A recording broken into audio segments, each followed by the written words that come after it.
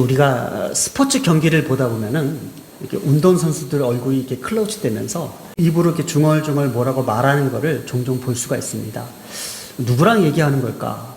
또 누구랑 무슨 대화를 하는 걸까라고 생각할 만큼, 아니면 자기한테 주문을 하고 또 자기를 응원하고 또 힘을 얻기 위한 또 체면을 거는 건 아닐까라는 생각도 해봅니다.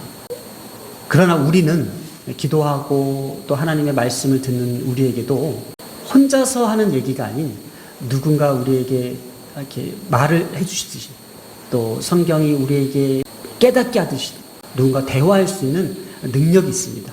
바로 그게 기도입니다.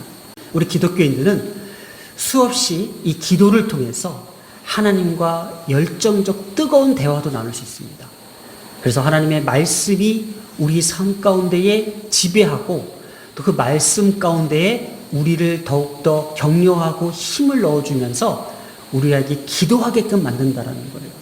그래서 기도하는 사람은요, 상대방이랑 굳이 대화하지 않아도 내가 저 사람한테 이렇게 얘기하지 않아도 내가 기도를 통해서 하나님께서 그 사람을 또 듣게 하신다라는 것을 이번 주에 또 경험하게 되었습니다. 제가 어떤 한 사람을 위해서 기도할 때에 내가 다 전하지 못했지만 기도를 통해서 하나님은 그 사람에게 또 전해주시고 또 그 사람은 그것을 깨닫게 하시고 듣게 하셨다라는 신비한 영적인 대화가 우리 가운데 있었다라는 겁니다.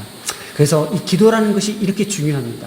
우리가 기도를 통해서 하나님께서 내적으로 우리에게 듣게 하시는 생각과 마음, 그리고 하나님의 말씀을 통해서 깨닫게 하시고 듣게 하시고 기억나게 하시고 또 그것을 통해서 우리가 기도함으로 더욱더 하나님께 가까이 갈 수 있는 이런 상호 소통 관계, 이것이 우리 기독교의 가장 큰 핵심이고 힘입니다. 그래서 교회가 바른 기도, 또 바른 기도의 방향을 잡아주려고 합니다. 하나님의 말씀과 또 하나님의 영적인 그 깊은 뜻에 따라서 우리가 어떻게 기도해야 되는지, 그래서 이제 우리의 자녀들이 기도하는 자리에 서야 됩니다. 기도할 수 있어야 됩니다. 하나님을 붙잡을 수 있어야 됩니다. 하나님을 의지할 수 있어야 됩니다. 하나님의 눈을 볼 수 있어야 됩니다. 하나님의 말씀을 듣고 기도하는 습관을 우리 안에 길러야 됩니다. 그것이 바로 우리 삶을 더욱더 강하게 만들고 하나님과 더 밀접한 소통을 만들며 우리가 더욱더 영적으로 세상을 볼 수 있는 눈을 열어준다는 겁니다. 그래서 오늘 우리가 기도가 빠졌을 때에, 기도하지 않았을 때에 우리가 다른 것을 보고 다른 것을 쫓아가고 사람을 더 의지하고 사람을 더 붙잡을 수 있는 그런 위험에 빠질 수 있다는 것을 성경은 오늘 우리에게 가르쳐 주려고 합니다. 자, 오늘 말씀 보겠습니다. 하나님께서는 이 이스라엘 백성들에게 끊임없이 반복적으로 말씀하시고 또 듣지 않을 경우에는 선지자들을 보내셔서 선지자들을 통해서라도 말씀하시고 또 하나님의 율법과 또 조상대대로 내려왔던 모든 그 왕들의 내용을 통해서 하나님께서 끊임없이 전해주고 있으나 왜 이스라엘 백성들은, 왜 남유다의 왕들은 왜 끊임없이 하나님께서 정하신 그 율법대로 또 다윗의 뜻대로 다윗의 큰 업적대로 살아가지 못하고 있는지에 대해서 참 오늘 그거를 분명하게 다시 한번 각인시켜주는 말씀이 바로 열왕기하 16장입니다. 우리가 열왕기하 이제 14장, 15장, 이렇게 16장에 이르러 드디어 이제 북이스라엘의 왕국의 멸망이 얼마 남지 않았다는 것을 암시하듯이 우리가 지난주에 북이스라엘 왕들을 쫙 나열했습니다. 그리고 북이스라엘을 상대로 앞으로 아수르를 통해서 멸망시키려고 하는 그런 징조들이 조금씩 나타나고 있는데 그 가운데에 잠깐 이렇게 끼워넣기로 남유다의 왕들을 지금 소개하고 있는 대목들이 있다라는 겁니다. 오늘도 어김없이 남유다의 왕을 한 사람을 지금 소개하고 있다라는 겁니다. 우리가 남유다의 왕의 아마샤 이후에 아마샤의 아들 요담, 이 두 왕이 우리가 14장 15절에 어떻게 끼어 있었어요? 아마샤는 그래도 여호와 보시기에 정직히 행하였으나 산당을 제거하지 않았고, 또 아마샤의 아들 요담도 여호와 보시기에 정직히 행하였으나 산당을 제거하지 않고, 또 하나님께서 그들에게 정직히 행한 대가로 이스라엘을, 남유다를 부강하게 만들었고, 에돔으로부터 전쟁에 승리케 했고, 또 그들은 그것을 빌미로 교만해져서 자기 뜻대로, 자기 마음대로 산당에 제사를 드리고 분향했던 내용들을 우리가 쉽게 접할 수 있었습니다. 자, 이들의 죄는 이렇게 더 크게 몰락하게 되어 요담의 아들, 오늘 아하스가 등장합니다. 그래서 오늘 열왕기하 16장은 1절부터 9절까지는 이 아하스 왕에 대한 내용으로 오늘 한번 살펴보겠습니다. 16장에 등장하는 남유다의 제12대 왕 아하스는 지금 아주 부정적 평가로 성경에서 소개하고 있다는 것을 우리가 볼 수 있습니다. 자, 한번 보겠습니다. 남유다 왕 아하스 왕이 지금 2절부터 4절까지 어떠한 평가를 받고 있는지 한번 말씀을 통하여 한번 쫙 읽어보겠습니다. 2절 중반으로 가서 그의 조상 다윗과 같지 아니하여 그의 하나님 여호와 보시기에 정직히 행하지 아니하고, 또 3절에도 이스라엘의 여러 왕의 길로 행하며, 또 여호와께서 이스라엘 자손 앞에 쫓아내신 이방 사람의 가증한 일을 따라 자기 아들을 불 가운데로 지나가게 하며. 자, 4절 또 산당들과 작은 산 위의 모든 푸른 나무 아래서 제사를 드리며 분향하였더라. 자, 이렇게 요담의 왕 아하스 왕을 너무나도 정확하게 첫 번째, 두 번째, 세 번째 이렇게 나열하면서 이 부정적 평가에 대해서 하나 살펴보겠다는 거예요. 그의 조상 다윗과 같이 아니하였다라는 건 뭐예요? 이방 신들을 숭배했다라는 거예요. 그래서 아합 가문의 영향을 우리가 둘 수 있습니다. 그래도 남유다 왕국은요, 여호와의 신앙, 다윗의 길을 따라서 그것을 지키려고 노력했던 왕들이었어요. 그래서 그 왕들을 표현할 때에 여호와 보시기에 정직히 행하였다라는 것은 기정사실이었으나 솔로몬 때부터 내려왔던 그 산당들은 제거하지 못했던 그들의 풍습, 관습, 저들의 습관적 악행은 멈추지 않고 있다는 것을 성경은 반복적으로 얘기했으나, 이젠 드디어 여호사밧이 자신의 아들들을 아합의 딸들과 결혼시킨 이후에 이방 종교, 이교도 신앙들이 아주 남유다에 뿌리 박혔나 봐요. 그것이 자꾸만 스물스물 나타나고 있어요. 그래서 오늘도 아하스 왕에게도요, 정말 희귀망측한 일들을 벌이고 있다는 것을 보여주고 있습니다. 자, 두 번째 또 여호와 보시기에 정직히 행하지 아니하고, 여호와 보시기에 정직히 행했다는 건 뭐예요? 하나님과의 언약된 관계는 그래도 유지하려고 했던 거예요. 율법대로는 그대로 유지하려고 했던 거예요. 그러나 지금 이 아하스 왕은 하나님과 언약된 이스라엘과의 그 관계성까지도 파괴시키는 행위를 했다는 것이 지금 여호와 보시기에 이 판단의 기준에 어긋났다는 것을 지금 보여주고 있습니다. 그리고 또 이스라엘의 여러 왕들의 길로 행했다는 건 뭐예요? 산당을 제거하지 않았다라는 이런 부정적 평가를 통해서 과연 성경은 오늘 우리에게 무슨 말을 하고자 하는 걸까? 또 이렇게 아하스의 또 예외적 평가가 있어요. 이 예외적 평가라는 것은 남유다 왕들에게는 이러한 평가를 하지 않았는데 유독 이 아하스 왕에게는 이런 예외적 평가를 했던 것이, 보세요. 요람과 아하시아가 아합의 집과 같이 도덕적으로 악행을 범했다라는 것. 자, 이것은 뭐냐면은 여호사밧의 아들들 요람과 아하시아가 아합의 딸들과 결혼하면서 도덕적으로 악행을 범했다라는 거예요. 그러니까 이방의 종교에 따라서, 이방의 풍습에 따라서 도덕적으로까지도 악행을 범했던 것이 바로 아하스에게도 동일하게 그러한 사실들이 보여졌다는 거예요. 그래서 이것이 도덕적으로뿐만 아니라 종교적으로 우상 숭배를 함으로써 여호와 앞에서 아주 가증한 행위를 한 것이 무엇일까? 바로 아들을 제물로 바치는 이교도 신앙의 숭배 사상이에요. 이것이 인신제사라고 불립니다. 인신제사. 이것이 얼마나 가증한 것인지 오늘 3절에 이것을 기록하고 있습니다. 그래서 이 3절에 자신의 아들을 불 가운데로 보냈다라는 것은 인신제사를 얘기하고 있어요.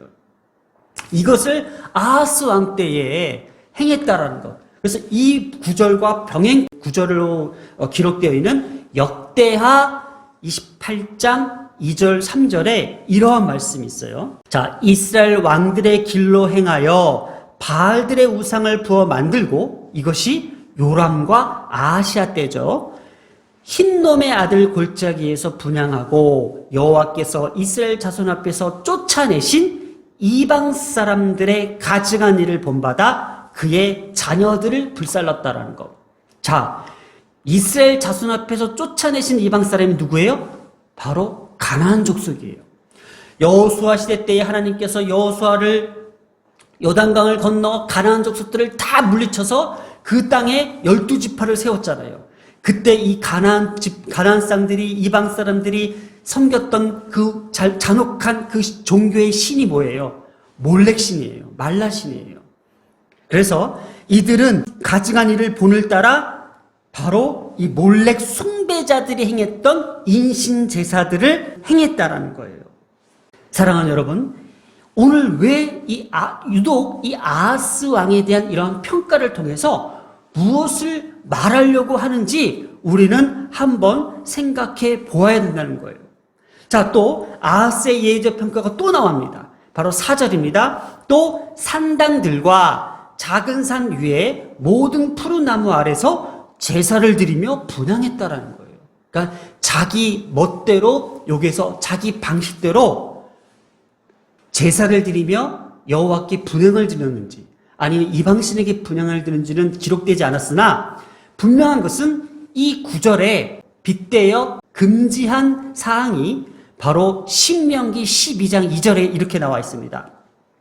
너희가 쫓아낼 민족들이 그들의 신들을 섬기는 곳은, 보세요, 높은 산이든지 작은 산이든지 푸른 나무 아래든지 막론하고 그 모든 것을 너희가 마땅히 파멸하며 라고 기록되어 있는데, 지금 아하스 왕은 어떻게 했다고요? 4절 다시 볼까요? 또 산당들과 작은 산 위에 모든 푸른 나무 아래서 제사를 드리며, 그래서 작은 산이든지 이 푸른 나무라는 데에 밑줄을 쳤다라는 거예요. 또 이렇게 이 아하스 왕의 이 패역한 모습을 병행 구절인 바로 역대하 28장 24절에도 이렇게 아하스 왕을 평가하고 있어요. 아주 자세하게 평가하고 있어요. 보실까요? 역대하 28장 24절. 아하스가 하나님의 전의 기구들을 모아 하나님의 전의 기구들을 부수고 또 여호와의 전 문들을 닫고 예루살렘 구석마다 제단을 쌓고. 자, 이게 뭐예요? 그 산당에서 잘못된 제사를 드린 것뿐만 아니라 멀쩡히 있는 예루살렘에 있는 성전을 부수고 폐쇄하는 악행까지 저질렀던 남유다 왕 아하스 왕. 이럼에도 불구하고 하나님은 과연 이 왕에게 어떠한 조치를 취하고 계실까? 왜 이 아하스 왕은 이토록 이러한 정말 남유다 왕국에 있어서는 안 될 이런 악행을 저지르고 있으며, 지금 시대적 이 배경도 우리가 같이 한번 살펴보자라는 거예요. 지금 이 시대적 상황은요, 아수르의 어떤 지배가 아주 강력한 시대에 살고 있는 것이 바로 남유다 왕국이었어요. 지금 메소포타미아 지역에서 급속도로 성장하는 민족이 아수르 군대예요. 그래서 이 아수르 군대에 빌붙어서 있었던 왕이 바로 아하스 왕이에요.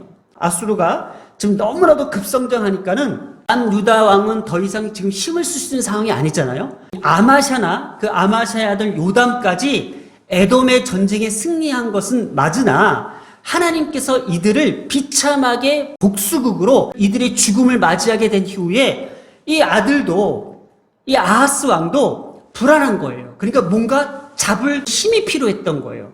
이때 마침 이 아수르를 붙잡고 있었던 남유다 왕 아하스가 아수르의 군대들이 점점 확장해 나는 것을 보고 이것을 견제하기 위해서 당시에 아람과 동맹을 맺은 북이스라엘이 남유다 왕 아하스 왕을 치려고 하는 상황이 있어요. 이때에 남유다 왕 아하스 왕이 아수르의 도움을 요청하며 이렇게 이야기하는 장면을 오늘 소개하고 있다는 거예요. 그래서 오늘 말씀을 뒤에 계속 이어서 보겠습니다. 6절에 보세요. 당시 아람의 왕 르신이, 지금 이 아람 왕과 북이스라엘 왕이 지금 아하스 왕을 치려고 공격하려고 합니다. 당시에 아람의 왕 르신이 엘랏을 회복하여 아람에 돌리고 유다 사람 엘랏에서 쫓아내고 아람 사람이 엘랏에 이르러 거기에 거주하여 오늘까지 이르렀더라. 아하스가 아수르 왕 디글랏 빌레셀에게 사자를 보내 이르되, 지금 아람 왕이 북이스라엘과 지금 다른 방향으로 오고 있다라는 거예요. 이때에 아하스 왕이 사자들을 보내서 이렇게 이야기합니다. 나는 왕의 신복이요 왕의 아들이라, 이렇게 얘기하고 있어요. 그리고 이제 아람 왕과 이스라엘 왕이 나를 치니 청하건대 올라와 그의 손에서 나를 구원하소서라고 지금 도움을 요청하는 상황이 있다라는 거예요. 그러면서 아하스 왕이 어떻게 했어요? 여호와의 성전과 왕궁 곳간에 있는 은금을 내어다가 아수르 왕에게 예물로 보냈다라는 거예요. 참 비굴하고 있어서는 안 될 일을 지금 아하스 왕이 하고 있다라는 이 사실이 얼마나 지금 이 시대적 상황이 열악했는지를 보여주고 있고, 얼마나 하나님을 의지하지 아니했으면은 이토록 어려움에 처해 있으며 하나님을 더욱더 찾고 부르짖고 간구해야 될 이 이스라엘 왕이 이제는 사람을 의지하고 사람한테 구걸하는 모습을 성경은 지금 이렇게 아하스 왕의 부정적 평가 뒤에 기록하고 있다라는 거예요. 그래서 한번 생각해 봅니다. 도대체 얼마나 마음이 급했고 힘들었으면 나는 왕의 신복이요 왕의 아들이라는 의미를 가지고 이야기했을까? 한번 이 의미에 대해서 생각해 보자는 거예요. 자, 우리가 100번 양보해서 그래, 이것이 한 나라의 왕으로서 이 나라가 위기에 처했을 때에 어떤 외교적 상황을 고려해서라도 그럴 수 있어라고 할 수 있습니다. 그러나 이 말은 너무나도 잘못된 말임을 어떠한 상황에서 보여줄 수 있냐면 하나님과 이스라엘 관계를 한번 생각해 보자는 거예요. 하나님과 이스라엘 관계는 뭐예요? 신정 통치의 관계예요. 하나님께서 다스리시는 왕국이고 이스라엘 백성들은 하나님의 자녀들이에요. 하나님의 백성들은 하나님의 자녀들이라는 거예요. 근데 아하스 왕은 나는 왕의 신복이요 왕의 아들이라는 표현을 썼다는 것은 이제는 우리는 하나님과 이스라엘 관계에서 벗어나 이제는 우리는 당신에게 모든 것을 갖다 바칩니다라는 내용이에요. 그러니까 우리는 하나님의 관계가 끊어진 것을 역설적으로 표현해 준 거예요, 이거는. 그래서 이스라엘은요, 언약을 통해서 본래 가진 그 신분을 지금 망각해 버린 거고요.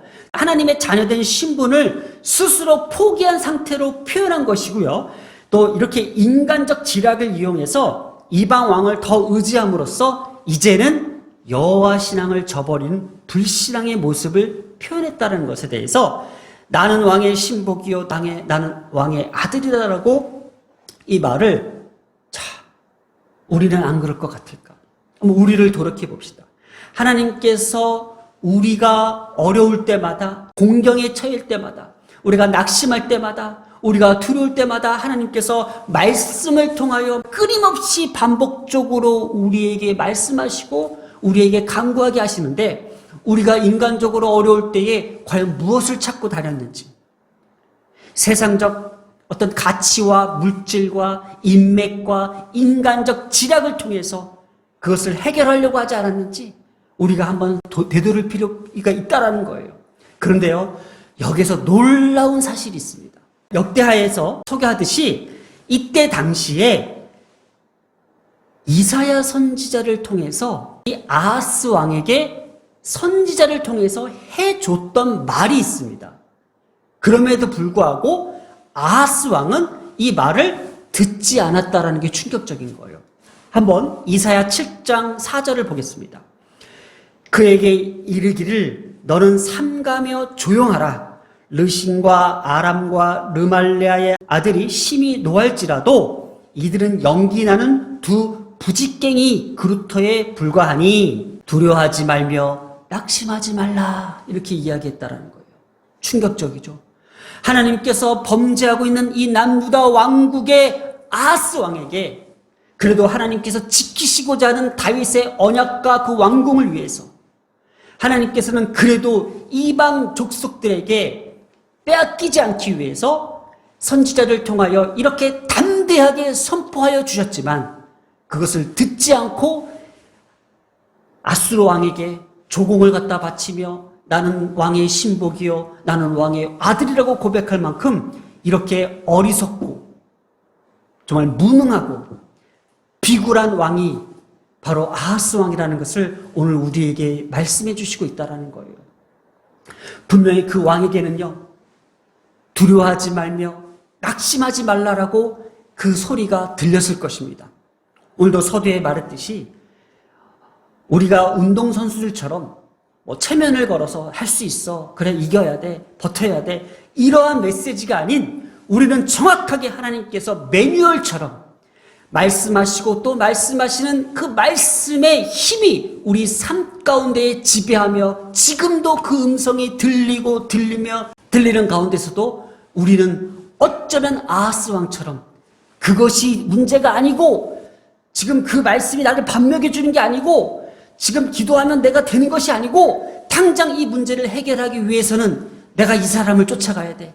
이 사람과 손을 잡아야 돼. 내가 이 돈을 잡아야 돼. 여러 가지 상황과 그 상황들을 우리는 변칙적으로 하나님을 저버리는 행위를 하지 않았는지 다시 한번 생각하고 또 생각하는 그 말씀의 구절이라는 겁니다. 나는 왕의 신복이요 왕은 나의 아들이다라는 것들 다시 한번 우리를 돌이키게 만든다는 거예요. 생각나게 만든다는 거예요. 과연 우리는 무엇을 붙잡고 있었는가? 왜 아하스 왕은 더욱더 이 음성에 집중하며 하나님의 손을 의지하지 않고 하나님의 손을 붙잡지 않았을까? 아하스가요 원래 여호아하스라고 표기합니다. 역대하에서는. 왜 그랬을까? 여호아하스의 뜻이 뭐냐면 여호와를 붙잡다라는 뜻이에요. 그런데 심지어 이 여호아하스의 이 표기까지도 여호아하스라고 표현했다는 것. 하나님을 붙잡지 아니하는 그의 불신앙 때문에 남유다는 드디어 서서히 몰락하고 만다라는 겁니다. 사랑하는 여러분, 2022년 한 달을 앞둔 12월의 첫째 주일 한 해를 돌아보며 오늘 이 시간 이렇게 한번 묻고 싶습니다. 올 한 해를 돌아보면서 하나님께서 나에게 두려워하지 말며 낙심하지 말라라고 수없이 수십 번, 수백 번 우리에게 울려주셨는데, 듣게 알려주셨는데, 우리는 뭐가 두려워서, 뭐가 불안해서, 뭐가 우리는 그렇게 어려워서 다른 것을 붙잡지 않았는지, 다른 생각을 하지 않았는지 한번 반성하는 올 한 해를 뒤돌아봅니다. 그렇습니다. 하나님은요, 오늘 이사야서 7장 4절의 말씀처럼 그럼에도 불구하고 아하스 왕에게 가서 전해라. 너는 삼가며 조용하라. 두려워하지 말며 낙심하지 말라라고 그 말씀을 전해주시는 그 음성을 우리가 들어야 됩니다. 우리가 들을 수 있어야 됩니다. 두려워하지 마십시오. 그리고 낙심하지 마십시오. 하나님은 분명히 우리에게 이 말씀을 통하여 오늘도 또 앞으로도 끊임없이 우리에게 들려주신다는 겁니다. 거기에 우리는 어떻게 반응해야 됩니까? 하나님은 나의 왕이요 나는 하나님의 아들입니다 라고 그렇게 고백할 수 있는 우리 모두가 됐으면 좋겠습니다. 기도하겠습니다.